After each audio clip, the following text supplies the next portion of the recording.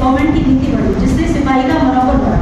पहले कोई फायर था, आप फायर ही नहीं कर सकते हो, तो आपका मनोबल कहाँ से बढ़ेगा। तो आज हमारे सिपाही में पूरा जोश है, वो ईंट का जवाब पत्थर से देते हैं। पहले गोला बारूद की दिक्कत होती थी, एक एक गिन के आपको एमिनेशन दिया जाता था। आज के टाइम में बजट देखो 10 टाइम्स बजट बढ़ गया है हमारा। तो अभी आपने देखा वो लेटेस्ट इक्विपमेंट्स हमारे पास थे। हमारी एयरफोर्स क्यों जीत पाई?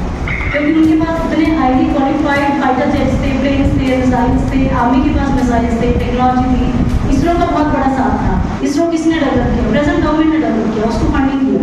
तो इसरो आपको लाइव लोकेशन सैटेलाइट्स दे पा रहा था। तो ये एक बहुत कंबाइन करके एक एफर्ट होता है जो ओवर द पीरियड गवर्नमेंट ने किया है, तभी हमारी तीनों फोर्सेस को सशक्त बनाया है। नहीं अगर आपके पास हथियार नहीं होंगे, लेटेस्ट इक्विपमेंट्स नहीं होंगे, आप कैसे कर पाएंगे? तो कहीं ना कहीं सरकार की नीति बदली है और इसलिए हम ऑपरेशन सिंदूर को इतना सक्सेसफुली एग्जीक्यूट कर पाए। एक और अहम चीज़ हमने देखी, इतिहास में पहली बार किन्हीं 2 महिलाओं ने ऑपरेशन की ब्रीफिंग दी। वो एक क्लियर संदेश भी दिया उसके साथ साथ कि हमारी बेटियां सशक्त हैं, समर्थ हैं, वो देश के लिए जान दे भी सकती हैं और ले भी सकती हैं। तो हमारी भारतीय नारी को कमजोर ना समझे। कितनी सारी वीरांगनाएं हैं हमारे देश में, अगर आप हिस्ट्री उठा के देखेंगे कभी से कितनी सारी महिलाएं हैं, झांसी की रानी से लेकर आज तक आप देखिए। तो वो एक महिलाओं ने एक बहुत अच्छा संदेश दिया जो पूरे विश्व को हमने दिखाया कि महिलाएं भी ये काम कर रही हैं। और जैसा मैंने पहले बताया, कल कुरैशी और विंग कमांडर सोनिया, वो हम सबके लिए मोटिवेशन है। यहाँ आप सब जितने बैठे हैं उनके लिए मोटिवेशन है। अगर आप उनकी प्रोफाइल देखेंगे, ऐसा नहीं हुआ कि ऑपरेशन सिंदूर और किसने बोला आप जाके ब्रीफिंग दे दो, नहीं। वो काम आर्मी एयरफोर्स में पिछले 20 सालों से कर रही है। एक दिन में पायलट नहीं बनते हैं, फाइटर पायलट्स बने हैं, वो एक दिन में नहीं बनते हैं। तो सेना में ये काम कभी से हो रहा है, मीडिया के सामने वो आ रहे हैं क्योंकि अभी जरूरत लगा कि हमें एक संदेश देने की जरूरत है कि महिलाएं क्या कर रही हैं। सेना में जात पात के ऊपर या धर्म के ऊपर या आपके जेंडर के ऊपर कोई भेदभाव नहीं होता। वहाँ सिर्फ आपको काम मिलता है आपकी काबिलियत के ऊपर, आपके अपॉइंटमेंट के ऊपर। आप अगर एक कंपनी कमांडर हैं और आपको जवान लेके जाते हैं, उसमें चाहे आप महिला अधिकारी हैं चाहे आप पुरुष अधिकारी हैं, उससे कोई फर्क नहीं पड़ता। सेना में कोई बेइंसाफ नहीं होता, हर किसी को साहब बुलाया जाता है, कोई मेम साहब कोई साहब कुछ नहीं होता है। एवरी ऑफिसर इज कॉल्ड साहब। तो एक जेंडर न्यूट्रल है, वहाँ पे जेंडर पैरिटी रहती है। तो कल सोफिया और विंग कमांडर व्योम्या ने यही दर्शाया कि हम ये काम बहुत सालों से कर रहे हैं और सेना का यही आधार है। तो ये सब मोटिवेशन हम सब लड़कियों के लिए है, हम उनसे सीखें और उनको अपनी प्रेरणा बनाएं। अभी ये सब हुआ कैसे, वो तो हमने देख लिया, लेकिन एक और सोचने की बात है कि हमने क्या अचीव किया, एक भारत देश को क्या मिला ये सब करके। ये सबसे बड़ा विषय है।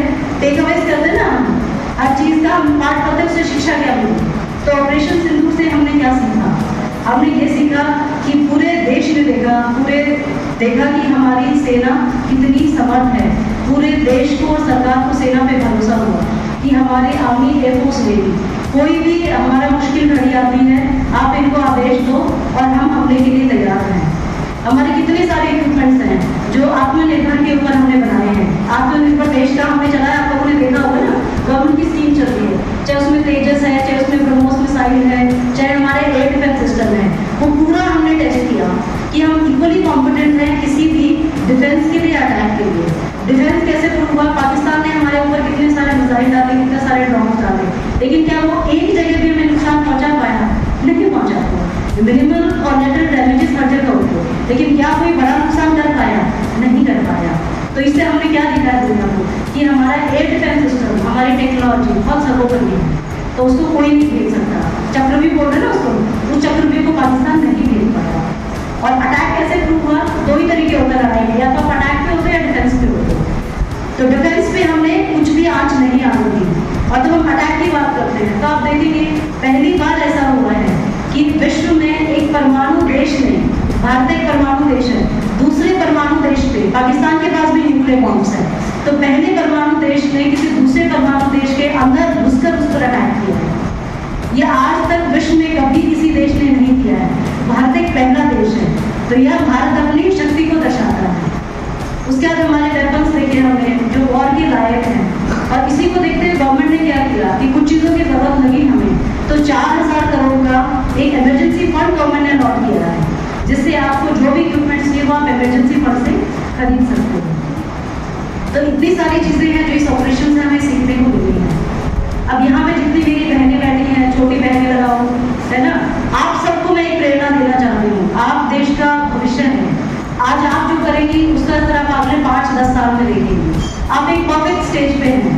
आप जो देखते हैं, सुनते हैं, वो आपका कर्तव्य बनता है कि आप एक छोटा सा भी अगर काम करते हो, अगर एक उदाहरण के तौर पे अगर एक सफाई वाला भी कोई गली साफ कर रहा है, वो भी देश के लिए काम कर रहा है। ऐसा नहीं है कि सेना में कोई गोली खा रहा है, वही देश के लिए काम कर रहा है।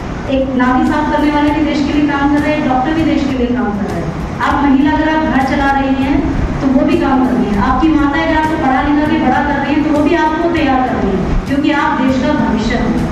तो हर एक नागरिक का अपना कंट्रीब्यूशन रहता है। तो उसमें एक नागरिक के नाते आप लोगों का क्या कर्तव्य बनता है? पहली चीज हमारे यहाँ हर जगह लिखी होती है, be a citizen worth fighting for. मतलब आप एक ऐसे नागरिक बने जिसके लिए हम सबको लड़के आपके ऊपर गर्व महसूस हो। हम गर्व कर पाए कि ये मेरे देशवासी हैं, हर घड़ी में मेरे साथ ये खड़े हैं। वॉर के टाइम पे इस बार हम लोगों ने क्या देखा? कुछ और नई चीजें हुई, मॉक ड्रिल हुआ, ब्लैकआउट्स हुए। वो क्या था? आज तक कभी नहीं हुआ। बाकी कंट्रीज में कुछ चीजें होती हैं, लेकिन भारत में सरकार ने हम लोगों को उस चीज के लिए तैयार करना चाहा। काफी लोगों ने इसको सीरियस भी लिया, काफी लोगों ने सोचे कुछ करने की जरूरत ही नहीं समझी। मॉक ड्रिल क्यों करवाई जाती है? ताकि कल को अगर लड़ाई होती है, लड़ाई का कुछ नहीं पता आज के टाइम में कब किस दिन शुरू हो जाएगी। ऑपरेशन सिंदूर का किसी को नहीं पता था कि ऑपरेशन सिंदूर हो जाएगा। तो मॉक ड्रिल इसीलिए करवाई जाती है, उसको देखो समझो कि अगर ऐसी परिस्थिति आती है तो आपको क्या करना है। आप खुद उस चीज के लिए तैयार रहिए, अपने परिवार को तैयार कीजिए, अपने पड़ोसी की मदद कीजिए। आपके एरिया में अगर कुछ सपोर्ट कर सकते हैं आप वहाँ सपोर्ट कीजिए, आपके सेफ एरियाज रखिए। उसके साथ साथ आपको क्या नहीं करना, अगर कहीं सेना की मूवमेंट दिखती है, भाई सेना की गाड़ियाँ जा रही हैं, कुछ आपको मूवमेंट दिखती है, आप किसी ऐसे एरियाज में हैं जहाँ आपको कुछ दिख रहा है कि सेना काम कर रही है, सोशल मीडिया पे मत डालिए। लड़ाई के टाइम पे नहीं, वैसे भी मत डालिए, क्योंकि आपकी एक एक फोटो हमारे दुश्मन को कितनी सारी इन्फॉर्मेशन देती है वो हम लोगों को नहीं पता। आप अपने फोन में क्या कर रहे हैं उसकी सारी इन्फॉर्मेशन सारी आपकी ही फॉरेन एजेंसीज के पास रहती है। आपकी से कितने सारे इंसिडेंट्स होते हैं जिसमें आपको नंबर टारगेट करके कितनी सारी इन्फॉर्मेशन देते हैं। लेटेस्ट अभी कितने सारे केसेस चल रहे हैं जिसमें आपको स्पाई एजेंट पकड़े गए हैं। तो एक नागरिक के नाते इतने सारे आपके कर्तव्य बनते हैं कि आप देश को सपोर्ट करो। फेक न्यूज इतनी आती है, सोशल मीडिया पर मत फैलाओ उसको, अच्छी चीज़ें पढ़ो, क्योंकि आप देश का भविष्य हैं। आज आप जो करेंगी वो आप आगे जाके देश का भविष्य बनाएगा। तो उसका उदाहरण आप सबके सामने कर रहे हैं, तो बनना है आप सबको। अब कितने लोग हैं जो तैयारी कर रहे हैं? आप कर रहे हो? बाकी सब लोगों के लिए मैं मोटिवेट कर रही हूँ, सिर्फ आर्मी ही नहीं, जहाँ आपका मन करे तैयारी करो। ये 3 साल आपकी जिंदगी बदल रही है। यहाँ मस्ती करोगे, आगे जिंदगी में दुखी रहोगे। इन 3 साल मेहनत करोगे, डिसिप्लिन आपकी लाइफ में सबसे जरूरी है। हमें ओवर द पीरियड, चाहे मेरा स्कूल था, चाहे मेरी आर्मी की सर्विस थी, हमारे अंदर डिसिप्लिन खूब के भरा हुआ है। क्यों? हम लोग सोचते हैं कि 8 घंटे सोना बहुत जरूरी है, कोई जरूरी नहीं होता। अपने शरीर को जितना स्ट्रेस में रखोगे, जितना इसको रखोगे, उतना काम आएगा। हमारे यहाँ बोलते हैं the more you sweat in peace the less you breathe in war. तो इसका मतलब आप अगर लड़ाई नहीं हो उस टाइम आप जितना पसीना बहाओगे, जितनी मेहनत करोगे, लड़ाई में आपका खून उतना ही कम रहेगा।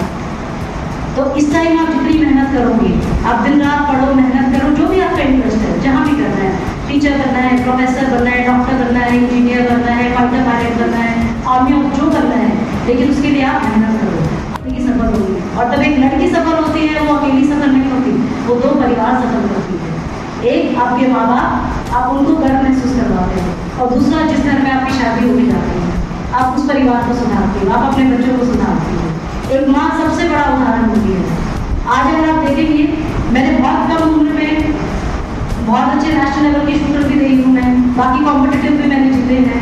30 साल की सर्विस में, 30 साल में तो मैं रिटायर हो गई, और उसके बाद मैंने अपने 2 बिजनेस भी शुरू कर दिए हैं, जिसमें एक्सपोर्ट और हेरिटेज पे डाला मेरा प्रीमियम है जो मैं कर रही हूँ। लेकिन आज भी मैं घर भी संभालती हूँ, मैं बिजनेस भी संभालती हूँ, मैं खुद का भी ध्यान रखती हूँ। ऐसा कोई दिन नहीं जाता जिसमें 5 किलोमीटर नहीं दौड़ती हूँ। हर रोज मैं दौड़ती हूँ। संडे होता है, मेरे पास समय होता है, मैं उस दिन 10 किलोमीटर दौड़ती हूँ। क्यों? क्योंकि ऐसा नहीं है जिंदगी में कुछ मिल गया आप उसके बाद निश्चिंत हो जाए, नहीं। हर रोज आप मेहनत करिए। शरीर को जितना कष्ट दोगे, जितने स्ट्रेस में रखोगे, शरीर को 3 घंटे की नींद काफी है, वो भी नहीं मिले तो भी कोई फर्क नहीं पड़ता। 8 घंटे आप सोना जब आप 60 के बाद हो जाएंगे, क्योंकि तब तक आप इतना अचीव कर लेंगे कि आप 8 घंटे सो सकते हैं। तो मेरे लिए यही संदेश है और मेरा उद्देश्य है ऑप सिंदूर के साथ साथ आप लोगों को प्रेरित करना भी है कि एक अच्छे नागरिक बने, अपनी जिंदगी में अपना एक उद्देश्य बनाएं और उसको हासिल करें। और अंत में मैं आप सबका फिर से धन्यवाद करती हूँ कि मुझे आप सब लोगों ने बुलाया। तहे दिल से